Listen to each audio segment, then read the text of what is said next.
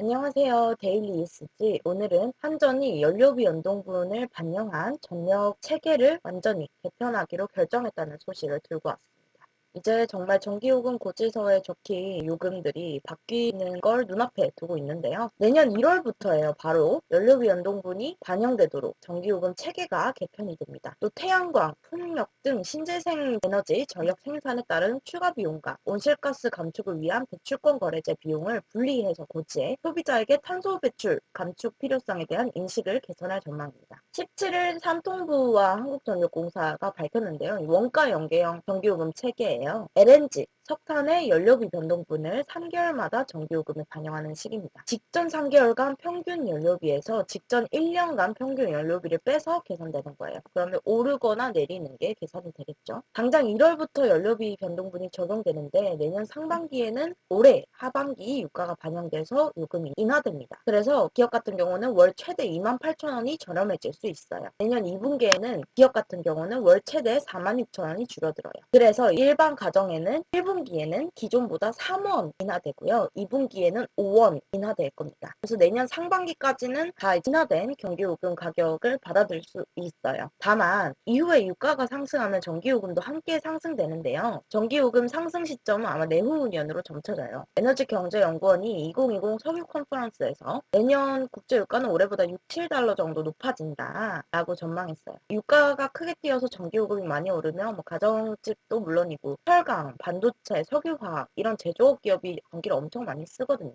이 부담이 커질 수 있다는 겁니다. 근데 이 3개월마다 전기요금에 반영하는 시기라서 이 시그널을 주겠다고 했거든요. 우리가 탄소 감축을 해야 되고 전력을 좀 아껴 써야 되고 이런 시그널을 주기 위해서 연료비를 연동해가지고 체계를 개편하겠다라고 했는데 3개월마다라는 거에 좀 의문을 가지시는 분들도 많고요. 석탄이나 LNG 발전 등 싼 전기요금도 안정적으로 전기요금이 얼마 정도 나오겠다 이게 예상이 안 되는 거잖아요. 그러니까 재생에너지를 구매해서 사용할 수 있는 PPA로 유도할 수 있다고 보고 있거든요. 근데 이 중요한 거는 PPA 제도를 하지 않아서 기업들에게는 선택지가 좀 없다는 거. 3개월마다 전기요금을 반영하는 것도 기업들에게 굉장히 재생에너지로 옮겨가라는 시그널이 되겠느냐라는 거죠. 기후환경요금도 분리부과가 되는데요. 기존에 한전이 부담하고 있던 기후환경요금은 신재생에너지 의무 공급 이행비용 RPS라는 것과 온실가스 배출권 거래비용 ETS, 미세먼지 계절관리제 시행 등에 따른 석탄 발전 감축 비용을 한전이 담당하고 있어요. 지금 우리가 내는 전기요금에 이런 요금들이 다 포함되어 있는 겁니다. 지금은 각각 4.5원, 0.5원,